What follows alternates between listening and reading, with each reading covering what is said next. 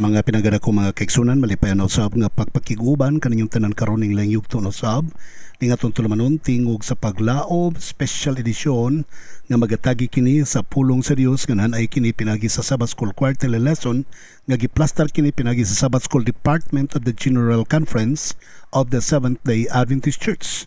Ang atong suhito karon mga higala nagkanayon kini Mission to the Needy. Sa di pa tamo padayon sunahan, gusto na ko ipibalo kaninyo nga karong Disyembre 9, ikaduhang Sabado sa bulan sa Disyembre 2023 dinhi sa Aces Tagum College Gym pagahimuon ang atoang 24th Thanksgiving anniversary sa The Loud Cry Ministries. So at the same time launching kini siya sa atoang 20 years development plan sa new image of the Loud Cry Ministries para sa paghimog mga outpost centers internationals or outpost centers sa nakalanlaing mga lugar. So akong gidapit ang tanan sa pagtambong niini nga dakong panagtigom, people from Visayas and Mindanao. You are welcome to join with us. Sa ato mga listeners, sa ato mga tigpaminawan, gidapit ko kamong tanan sa pagtambong alang niini maong panagtigom. Pagka alas 3 sa hapon sa Friday para sa mga taga-Dugol, doon na tayo gitawag og motorcade. Pero pagka Sabado, 7:30 pa magsugod na ang program. Kay daghan tag hisgutan, daghan tag speakers mga higala during the time. Okay, sa pagpadayon mga higala, ako po ipibalo kaninyo ang tema karong December 9 is yamog sa kahitasan, no? Ang yamog sa kahitasan. So, at the same time, karong Sabado, ako ipibalo kaninyo nga doon natay fellowship dinhi sa Datagan Seventh-day Adventist Church, Datagan, Pagadian City, dinhi sa Western Mindanao. So tanan gidapit pagtambong taga Zamboanga del Sur, Zamboanga del Norte, taga Lanao del Sur ug Lanao del Norte ug taga Maguindanao. At the same time, direpod sa sa Puntalinaw, Banay-Banay, Davao Oriental, doon na po'y fellowship nga pagahimuon sa Zone 3 Fellowship. So gidapit gihapon ang tanan sa pagtambong. Okay, salamat kay kaninyo mga higala o ang Dios mag-uban, magapanalangin kanunay sa matag usa kaninyo. Sa pagpadayon mga pinangga na ko mga kapamilyag kaigsuonan sa atong pagahisgutan dinhi karon, ang suhito nato usbon ko Mission to the Needy. Sa pagsugod atong dapito na balang espiritu sa pagpakiguban kanato pinagi sa kapag-ampo. Magampo ta. Dalaygon og balaan namo nga Dios nga ikaw sa kitasan sa mga langit, daghang salamat Ginoo sa panalangin sa pagpakiguban mo kanamo. Dalaygon ikaw sa walay katapusan nga nagabubo sa imong grasya ug kaluoy sa tanang mga nagapaminaw. Hinaot o Dios, ikaw magabendisyon sa tanan nga mga kawani ning istasyon nga dina play kini nga broadcast. Tanan mga equipments sa tamatag radio station o sa tanang mga volunteer sa LCMFM o tanang mga towermen. Ikaw magapanalangin, mga technicians. Panalangin niyo sa bintaon ang mga nagapaminaw karon, mga GDL con group discussion leaders, mga Sabbath School class members. Bendisyon ni sila kaalam malito ni hatag kanila may panglawas kaligon sa pagtuo sa pagtuon sa imong pulong ug pagsimbag pagdayeg kanimo karong adlaw igpapahulay. Panalangin ni parintaon ang tanang mga supporters, mga donors o mga sponsors niini nga tulmanon tingog sa paglaom. Bendisyon ni intaon ang tanang mga kapamilyag kaigsunan ug kaigalaan. Maayo ilang pagtuog panglawas diha kanimo ug labaw tanan sa kaalam nga masabtan nimong pulong. Amahan usa kami sa imong gugmag kaluoy pasaylo kami sa mga sala kining tanan among gitugyan kanimo gilawman nga madawat pinagi sa ngalan ni Jesucristo nga among maluluwas. Amen. Okay mga pinagga ko mga kaigsunan, Mission to the Needy. Ang atong memory verse makita nato kini sa Mateo kapitulo 25 bersikulo 40. The king will reply, "Truly I tell you, whatever you did for one of the least of these brothers and sisters of mine, you did it for me." Og ang hari mitubag kanila sa tinud-anay sa pagkamatuod, bisag unsay inyong ginabuhat sa mga gagmay niini nga mga kaigsuonang babayeg lalaki kanako, inyo usab kining ginabuhat nganhi kanako. So higalag kaigsuonan atong masabtan nga sumala pa sa maong bersikulo nagahulagway kinig ilustrasyon nga kinahanglan atong alagaan atong tabangan, atong suportaran, atong serbisyuhan ang mga tao nga naa sa panginahanglan. Sometimes ang Dios magagamit ang mga tao para kanato, sometimes kita pod ang gamiton para pod sa mga tao, and this is a great challenge. Dako kini nga challenge mga higala. Kung ikaw ang makatabang, salamat. Kung ikaw pod ang tabangan, salamat. Depende na sa Ginoo mga kaigsunan. And there will be always reward for you. Dunay mga reward ang Ginoo para kanimo.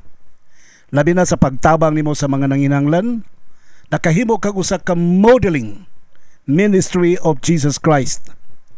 Sayon ra kayong pag-ingon nga I'm ready to help the needy people. Sayon ra kayong pagsulti nga ako andam ko motabang sa mga taong nagkalisod o nanginahanglan. But the other times it is very difficult to know who are the needy. Easy to say nga motabang ko sa mga nanginahanglan, pero sometimes di ta kakita sa mga nanginahanglan. Sa ilang sitwasyon, sa ilang kahimtang, wala ta kahibalo. We do not know them. Nga naman, we are not close to them. Ang ato mga friends, katora mga maiglawas, ato mga friends, katora po mga dato, ato mga friends, katora po makahagak-hak kauban ka nato, we are not going with them. We are not getting close with them sa mga naginahanglan. But the Bible is encouraging us. Bisan sa mga strangers, we need to help. Sometimes it's easy for us to help sa mga tao nga kaparihas na to og kostumbre, batasan, religion. Pero sa mga tao nga lahi og culture, lahi og batasan, lahi og norms, lahi og religion, medyo murag maglisod ta, we cannot eat with them because we don't eat the same food with them. So diha nga tong dako kay problema. Pero kung makahimo ta sa pagtabang sa mga tao nga nanginahanglan, the better. Kaya nga naman, mauna ang purpose sa Ginoo nganong iyang gi-organize ang iyahang church sa atong kapanahonan karon. Ang atong hisgutan dinhi karon mga higala, mao kining how to deal with those in need. Friends of the needy, intimate or imitate Jesus. Then the special cases, the refugees and the migrants, those who suffer and motivated to help. Abi ninyo mga kaigsunan, niadtong 21st century, I'm sorry. Doon ay mga tao niadtong panahon nga parihas o kahimtang sa panahon sa mga tao sa balaang kasulatan. Ang ilahang panginahanglan hangtod karon the same. Masakiton sila. They fought a silent battle. They are asking, begging something for help. Busa ang prinsipyo sa pulong sa Dios mga higala, nagpabilin gihapon hangtod sa atong kapanahonan karon. From biblical times, from Bible times to 20th century until sa atong kapanahonan karon, the Word of God is still consistent. That we need to help the poor, the sick, the foreigners, the widows, the orphans, or group of people nga atong matabangan sa atong kapanahonan karon. Niya, unahon na to pag-discuss kining how to deal with those in need. Unsaon pagtabang kadtong mga nagkinahanglan. Kaya balo ba ka kini mga taong bombarded na kaayo sa mga pagsulay. They don't have faith anymore to the Lord. Wala na ni sila pagtuo sa Ginoo kasagaran. Tingali pero they need backup from us. They need inspiration from us. Sa Lucas Kapitulo 5:17 hangtod sa 26 or Mark chapter 2, maoram na sa pagkasulat mga higala. Or the same with Matthew. Doon ay nakarecord din sa Mark chapter 2 verse 3, some men came bringing to him a paralyzed man carried by 4 of them. Si Kristo, bisan asa si Kristo atong panahon na manggod, daghang kay mga taong magpatambal kaniya, pero doon ay mga tao nga masakiton nga dili pwede makaduol nga to kang Jesus Christ. Ang mga friends may mugyayong kanila, sometimes one time gani, di man sila kasulod kay puno magkembalay, ilang gibangagan ang atop, nikatkat sila sa atop, gibangagan, gituntun na sa tubangan ni Kristo para mapansin yun ni Kristo mga kaigsunan. So the faith of those friends, niining usa ka paralytic, maoy nagtandog pagpaayo sa maong masakiton. You see? So, inana kadako nga panalangin mga kaigsuonan, ang imong pagtuo, ang imong pag-atiman, pag-amuma, paghigugma sa mga masakiton nga dad-on nimo ngadto kan Jesus Christ. Kung doon na may mga pasyente din ha sa inyong dool, ayaw dada sa inyong kaugalingon, dad-on ninyo dito kan Jesus Christ. Kung doon ay nagkaguol, nagka-broken home sa inyong silingan, ayaw dada sa inyong kaugalingon, dad-a ngadto kan Jesus Christ. Doon ay mo'y mga silingan nga nagkinanglan o paninapig uban pangtabang, ayaw dada sa inyong kaugalingon, dad-a dito kan Jesus Christ. And be the good instrument of Jesus Christ for him, for her. Kabalo ka, doon ay nindot kayo nga punto mga kaigsunan. Sa Mark chapter 2 verse 4 sa English Standard Version, and when they could not get near to Jesus because of the crowd, they removed the roof above him, and when they had made an opening, they let down the bed on which the paralytic lay. Di man yun sila makaduol kan Jesus Christ tungkol sa kadaghang tao, tikat-kat sila sa top, they remove the roof.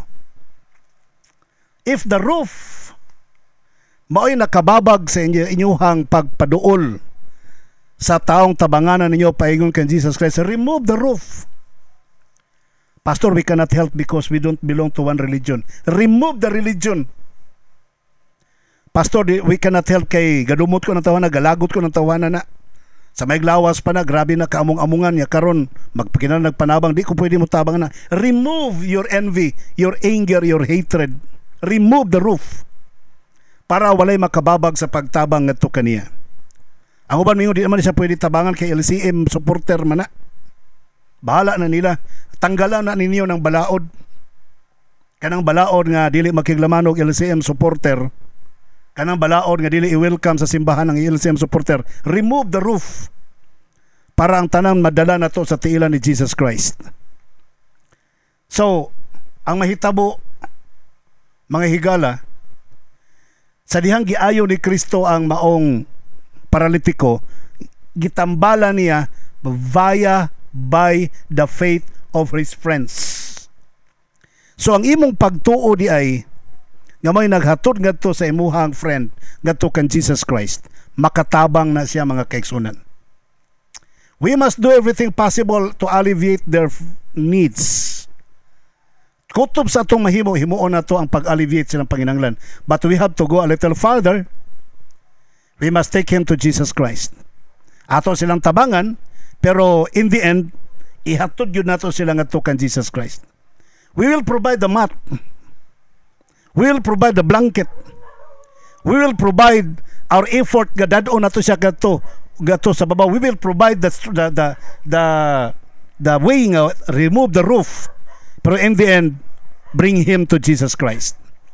Paingon gyud ngadto kan Jesus Christ ang pagdala nato sa maong tabangunon mga higala. Sunod, kon magkigdil ka sa imuhang tabangunon, you have to imitate Jesus Christ. Sa James chapter 5 verse 6, when Jesus saw him, or John chapter 5 verse 6, when Jesus saw him lying there and learned that he had been in this condition for a long time, he asked him, do you want to get well? Kita man siyang taong pagahigda ng paralitiko. Siya, gusto ka mamaayo? Sure, why not? Okay, get up, take up thy bed and walk. Kabalo ka, sa atong pagtabang sa mga nagkinahanglan, sundo na to ang pamaagi ni Jesus Christ.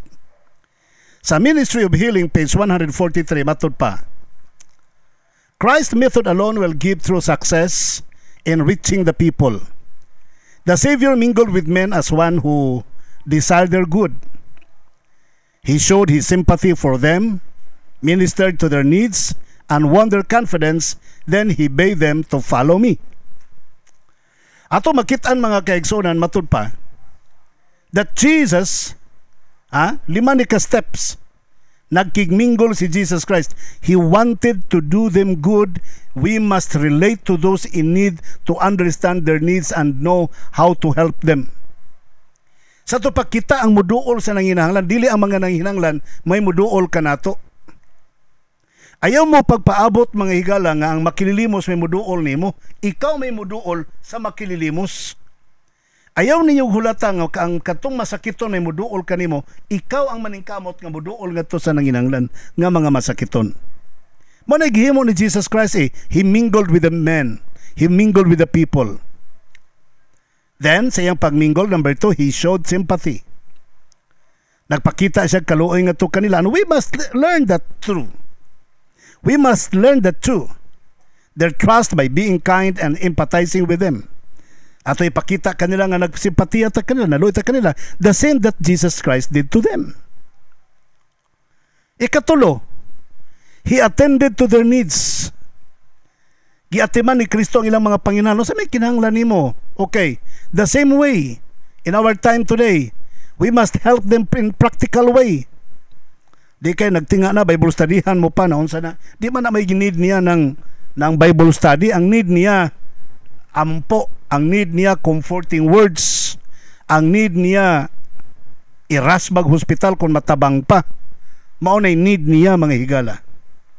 Number 4, gipaningkamutan ni Kristo nga mag-gain niya ang trust sa maong tao. The same thing we need to do. Our sincere concern to them will bring their trust to us. Kung musalig na ang tao kanato, then Jesus Christ asked them, follow me. Finally, we will introduce Jesus Christ to them. Kung ang tao, mingon na ibuutan lagi ay ganahan kay kunimo, introduce Jesus Christ dayon. Ayaw imong kaugalingon ni introduce kay mga anak mangyod ko. Kami mga Adventista anak mangyod mi, mga buutan mangyod mi tanan pagsulay.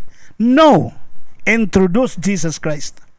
Sa diyang musukod na siya appreciate nimo, nakadaig na siya mo, nakagusto na siya si mo, introduce Jesus Christ. Dada siya ngadto kan Jesus Christ. Mao na mga higala, when Jesus saw him lying there and learned that he had been in this condition for a long time, di adtos Kristo sa taong paralitiko. Iyang gipangutan na, do you want to get well? Gusto ba ka mamaayo mga higala? So, ingon ana pod ang atong pagabuhaton sa mga tao nga nanginahanglan sa atong palibot. But there are some special cases. There are some special cases. Doon ay mga hitabo, doon ay gubat, doon ay linog, doon ay kamatay or what. Doon ay mga refugees, doon ay mga migrants, doon ay mga nanglangyaw. Kaya wa na sila kadangpan silang lugar. Ayaw mo kalimot nga si Jesus Christ sa iyahang pagpakatao ng kalibutan na gitiliwan niya ang pagka-refugee. Nasayon mo sa mga sugilanon sa Matthew chapter 2 verse 14, he got up Joseph. Joseph got up and took the child and his mother during the night and left for Egypt. Gigayaran sila sa manulunda nga layas mo, sibat mo sa Egypt samtang buhi pa si Herod. Oh.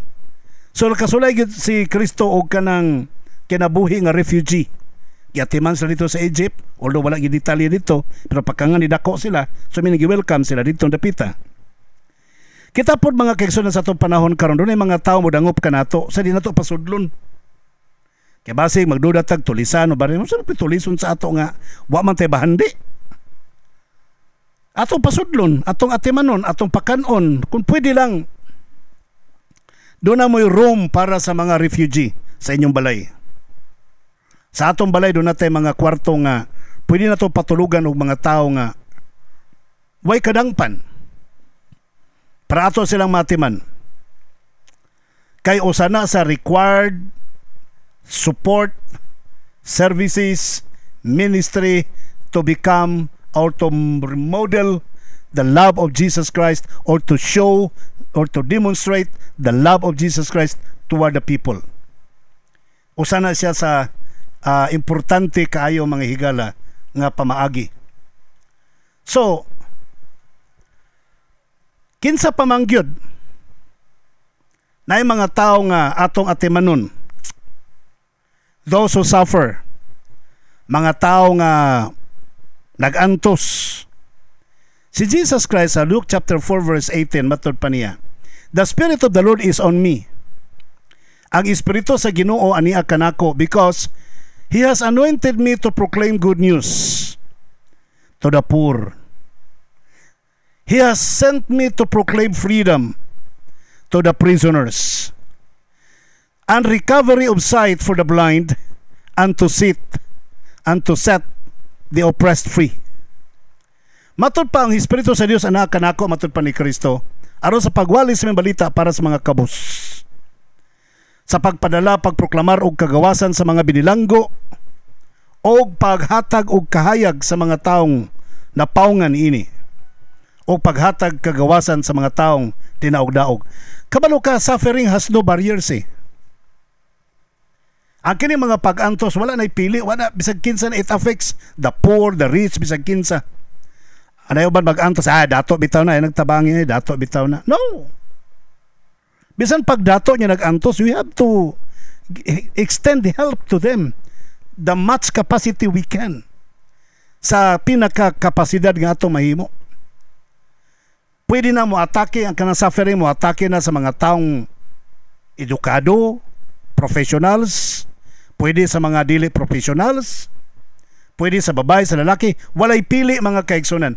Labi na kanang gitawag og depression, grabe. Perti way pili na mga higala, labi na sa atong panahon karon. Ang mga kabus nag-antos og kagutom, ang mga dato nag-antos pod sa depression. Ngano? Ang mga dato manggod, mahadlok na sila mapobre. Muna nakabati sa mga dato, ang nakaaya hayay po sa mga pobre, kaya dili mahadlok madato, mao na. So ang mga dato, mga higala, naapo sila ilang mga problema, balatian, mga kanser, uban pa dinha, no? Muna kasagarang mga sakit sa mga dato tungod kay frito all man, makakaon man sila bisag unsa niya. Siyempre, grabing kinananay. So dito na madisgrasya. So anyone can suffer anything of this, like accidents. Natakdan sa balatian or mawagtangan sa kinabuhi. Kita nga mga katawhan sa Dios, we must approach them na nagsuffer. We need to understand their needs, and we need to provide them with the best possible help we can do. Although, gusto nato mga kaigsunan nga makadawat sila ni Jesus Christ. Pero at their situation sa ilang suffering, they cannot think of that. They cannot appreciate the love of Christ unless you will demonstrate to them.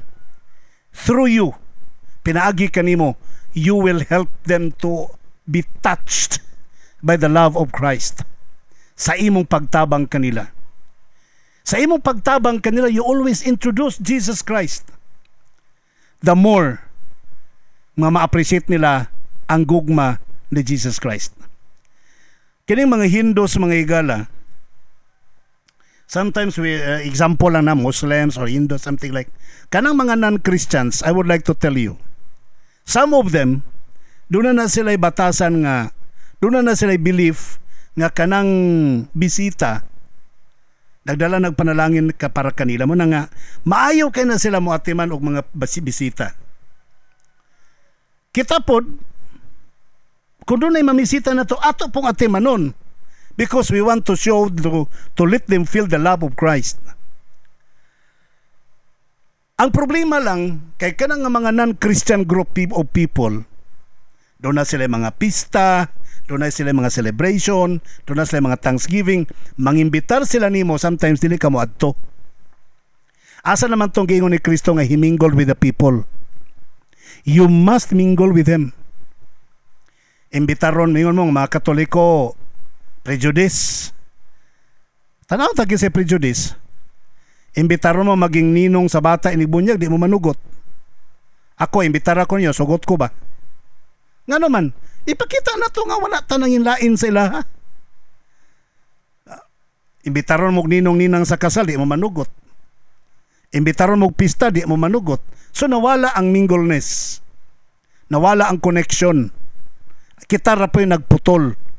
So during their celebration, doon na sila mga pista, doon na sila mga imbitar sila din, ato silang adtuon mga kaigsunan. For the purpose, dili kaon. Ang purpose is to show the love of Jesus Christ to them. Si Jesus Christ may gala sa iyang panahon ng kalibutan na more of his activities, more than 90%, pulos na pang ministeryo, pangwali, pang panambal. Gamerang pagwali ni ana. Wala siya muundang manghigala sa pagpanambal hangtod na human iyang termino sa iyang ministeryo ng kalibutan. Now, how shall we motivate to help? Kung saan mo pag-motivate sa pagtabang? It's not all about or anything else, but love for Jesus. You help for others. And let it be tungod sa gugma na ni Kristo manon nitabang ka. Dili tungod kay aron pilion ka sa sunod nga eleksyon.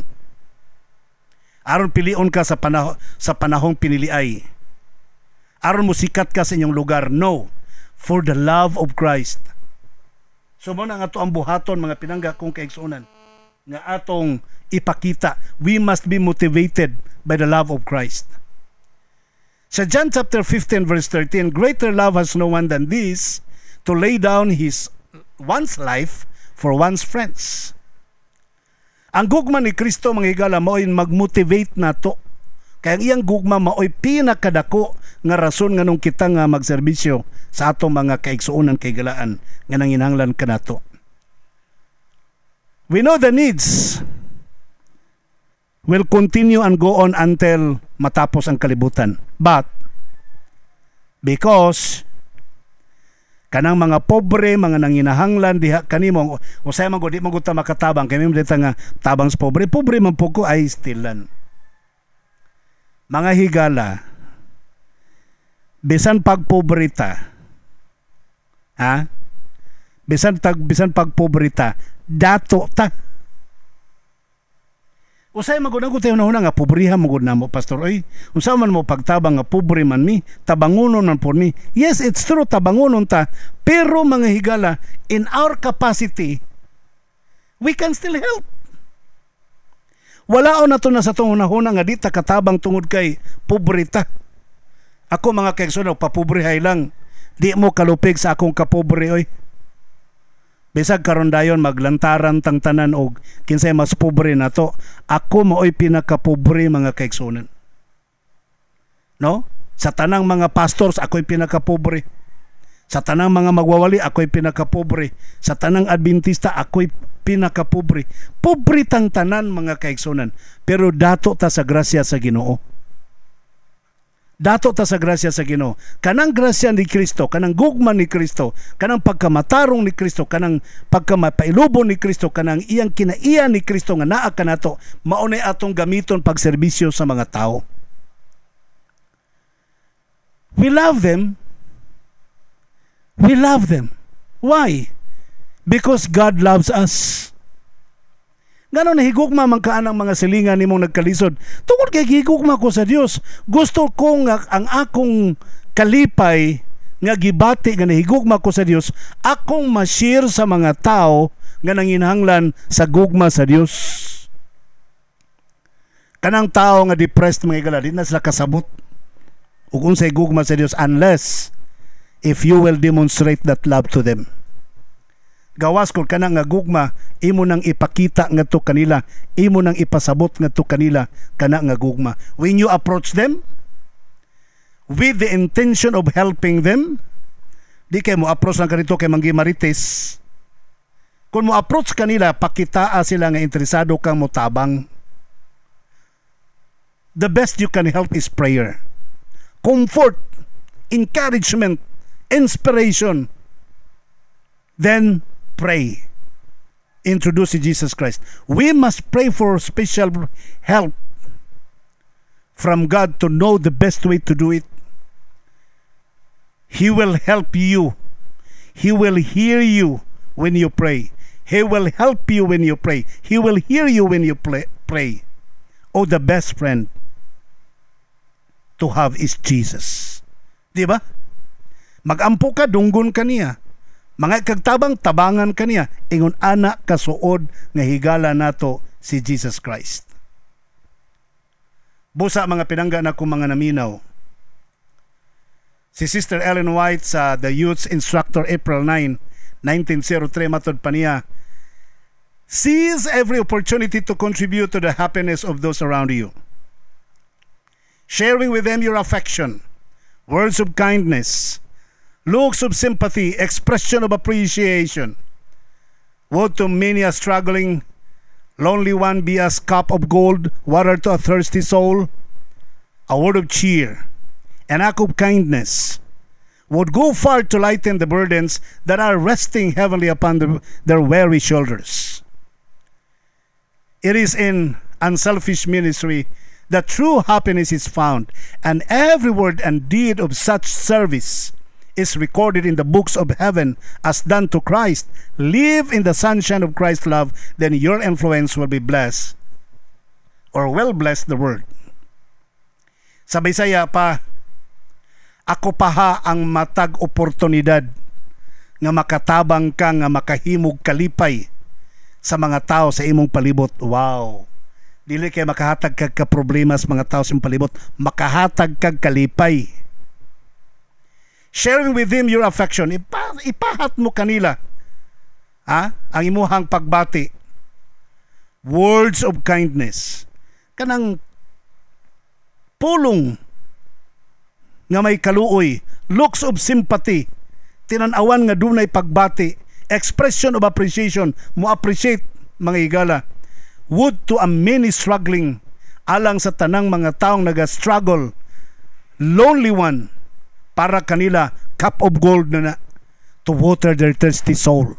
Aron mabubuan og tubig ang ilang giuhaw nga kalag. A word of cheer, kanang pulong sa pagpadasig, an act of kindness, lihok sa pagkaluoy, would go far to lighten the burdens. Muhimo ka nagdako sa pagpagaan sa ilang mga lulan, that they are resting heavenly upon weary shoulders.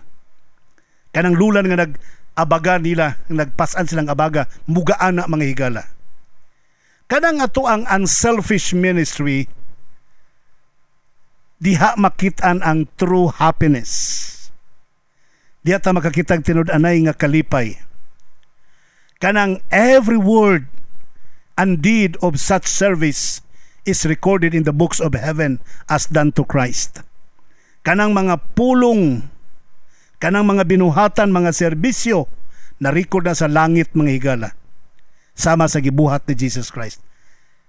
Magkinabuhi kita diha sa kahayag sa gugma ni Kristo, og ang imong influensya mahimong panalangin sa tibuok kalibutan. Mga pinangga ko mga kaigsunan, salamat kaayo kaninyong tanan. Wa na magyutay oras, pero gusto na ko ipibalukan ninyo nga kining atong lesson karon all about on how to help and how to become a blessing to the people around us. Tambong mo karon December 9, we'll be talking more about this. Maghimutag mga outpost centers around our places para mahimutang makatabang sa mga tao nga mahimong biktima sa mga kalisdanan ning kalibutana. Please join with us December 9, 2023. Dinhi sa panaatol sa to ang 24th Thanksgiving anniversary sa The Loud Cry Ministries. Dinhi sa AC's Tagum College Gym, Purok Pioneer Street, Mangkilam, Tagum City. Darita magkita tanan mga kaigsunan para mahisgutan nato kining tanan. Be part of this great jumping off of the ministry to help the world, to let the people be ready when Christ shall come. Ang Ginoo magapanalangin kanimo. Okay mga kaigsunan, wala magyud tay oras sa pagpakig-uban. Sa ngalan na lamang kanimo nga akong kapamilya ug kang Jesus Christ nga may atong great provider, ako sa inyong kapamilya ug nimong ulipon sa pagwali sa may balita, Pastor Israel Villaver I, magayon kanimo malipayong adlaw igpapahulay.